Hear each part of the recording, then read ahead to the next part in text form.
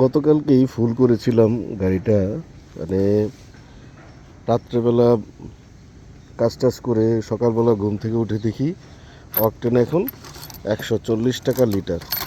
যদিও আমি ট্যাঙ্কি ফুল করার পরেও আমি আরও 10 লিটার নিয়েছিলাম 200 টাকা করে বাইরে থেকে, সেটা রেখে দেওয়ার জন্য। কারণ পাম্পে এত দীর্ঘ লাইন, এটা নিয়ে আমার পক্ষে থাকা সম্ভব না। লাইনে দাঁড়ানো একদম মানে পুরা ফুল করেছি।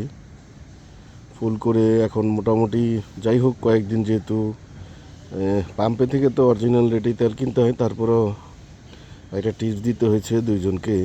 সেই টিপস দিয়ে ট্যাঙ্কিটা ফুল করতে পেরেছে আলহামদুলিল্লাহ।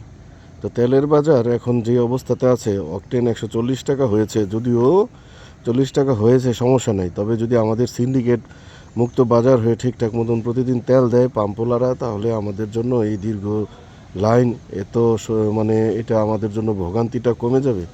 আমাদের মধ্যে একটা স্বস্তির নিঃশ্বাস আসবে। রাস্তাঘাটে এত লাইন, এগুলো দেখে আমাদের আসলে খুবই কষ্ট লাগে। মানুষ দিন নাই রাত নাই, একদম গভীর রাত থেকে পাম্পের মধ্যে দাঁড়িয়ে থাকে তেলের জন্য।